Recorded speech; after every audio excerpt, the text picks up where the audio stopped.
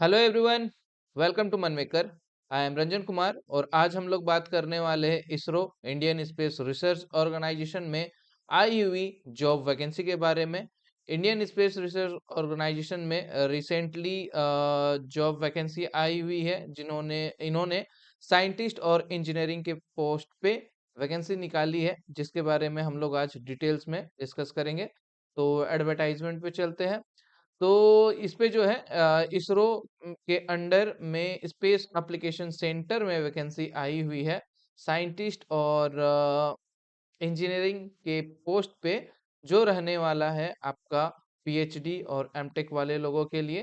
तो जैसे कि यहाँ पे अगर बात करें वैकेंसी की, तो ये देखो, पहला तो है आपका एक आरएफ एंड माइक्रोवेव, जिसमें दो वैकेंसी आई हुई है इस एरिया में। इसमें मांगा गया है क्वालिफिकेशन में पीएचडी, जो रिलेटेड होना चाहिए आपका आरएफ एंड माइक्रोवेव इंजीनियर से, ठीक है। साथ ही साथ इसमें आपका एमटेक किया हुआ हुआ रहना चाहिए और बीटेक और बीएससी अगर आपने किया है, बीएससी के बाद भी आपने बीटेक वगैरह किया हुआ है, या फिर बीएससी के बाद एमटेक और पीएचडी किया हुआ है, तो भी आप एलिजिबल हो, ठीक है। तो पीएचडी कंपलसरी है। इसके बाद वायरलेस कम्युनिकेशन, सैटेलाइट कम्युनिकेशन और डिजिटल कम्युनिकेशन में भी एक वैकेंसी आई हुई है। इसमें भी आपसे पीएचडी मांगा है इलेक्ट्रॉनिक्स एंड कम्युनिकेशन के फील्ड पे, या फिर वायरलेस कम्युनिकेशन या सैटेलाइट कम्युनिकेशन और डिजिटल कम्युनिकेशन के फील्ड पे, ठीक है। एग्रीकल्चर में भी आई हुई है, के एरिया में भी एक पोस्ट है यूआर के अंडर में। इसमें भी पीएचडी होना चाहिए आपका एग्रीकल्चर के फील्ड पे, ठीक है। तो ये तीन जो है तीन एरिया है जिसमें पीएचडी वाले लोगों की रिक्वायरमेंट आई हुई है। और इसकी जो एज लिमिट रहने वाली है पीएचडी वाले लोगों के लिए, ये है 18 से 35, 18 टू 35, मैक्सिमम 35 ईयर रखा गया है। इसके 35 ईयर रखा गया है क्योंकि इसमें यूआर कैटेगरी है, तो 35 ही मैक्सिमम है, ठीक है।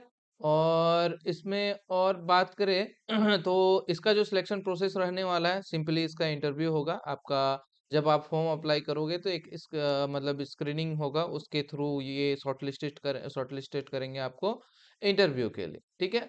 इसके बाद नेक्स्ट बात करते हैं सेम साइंटिस्ट और इंजीनियरिंग के पोस्ट पे आई हुई और भी है एरिया में। जैसे इलेक्ट्रॉनिक्स एंड कम्युनिकेशन के ब्रांच वाले लोगों के लिए बात करें तो इसमें तीन वैकेंसी आई हुई है, जिसके लिए मिनिमम क्वालिफिकेशन आपके पास रहना चाहिए एमटेक की डिग्री, ठीक है।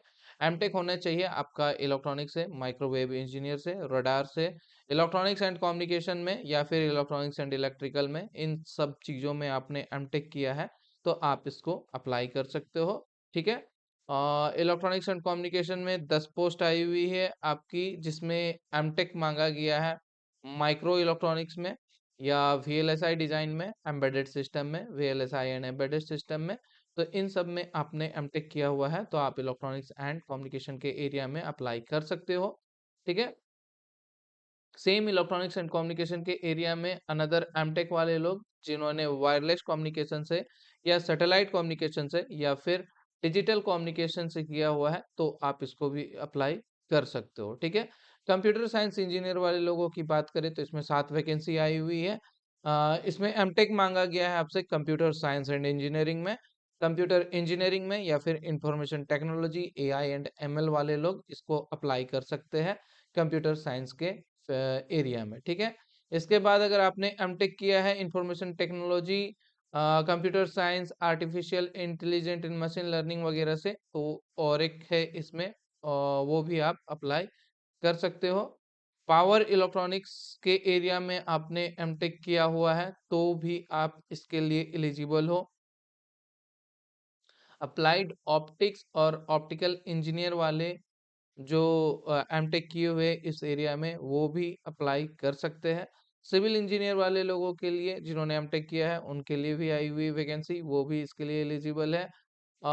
इसके बाद एमटेक में आपका इलेक्ट्रॉनिक्स, कंप्यूटर और सिविल वाले लोग एलिजिबल है। और बीएससी की बात करें, एमएससी एमएससी अगर आपने किया हुआ है एग्रीकल्चर से, या फिर मैथमेटिक्स से, अप्लाइड मैथमेटिक्स से, या फिजिक्स से आपने किया हुआ है एमएससी, या बायोलॉजी से, और मेट्रोलॉजी से इन सब फील्ड में आपने किया हुआ है तो आप अप्लाई कर सकते हो इस पोस्ट के लिए। ठीक है। इसमें जो आपका पे स्केल रहने वाला है एमटेक वाले लोगों के लिए, एमटेक और एमएससी वाले लोगों की बात करें तो इसमें जो आपका पे स्केल रहेगा वो 56,100 से 1,77,500 के बीच में रहने वाला है। इसके अलावा जो फैसिलिटी दी जाती है सारी फैसिलिटी मिलेगी जो गवर्नमेंट की होती है।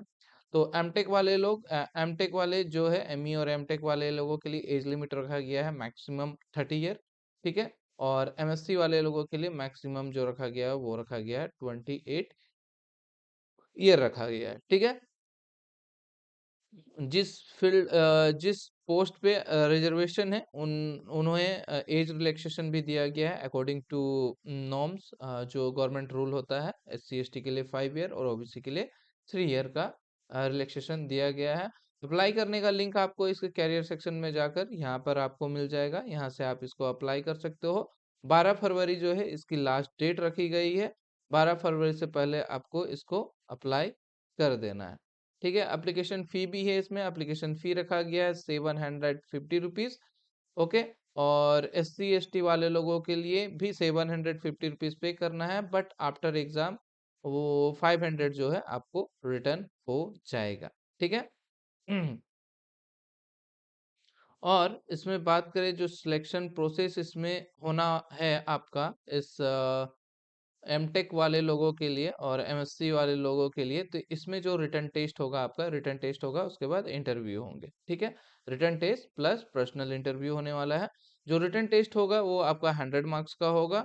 ठीक है। 100 मार्क्स में ये आपके 3 पार्ट रहेंगे। एमटेक वाले लोगों के लिए 3 पार्ट है और एमएससी वाले लोगों के लिए 3 पार्ट रहेगा, 3 पार्ट रहे। एमएससी वाले लोगों के लिए 2 पार्ट रहेंगे। ठीक है। आपके एग्जाम जो होने वाले हैं उसमें।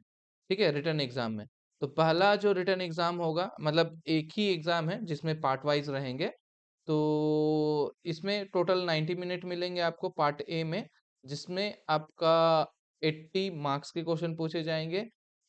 नेगेटिव मार्किंग भी इसमें रखी गई है, -1/3 का नेगेटिव मार्किंग रहेगा और 1 मार्क्स आपको दिए जाएंगे। ठीक है।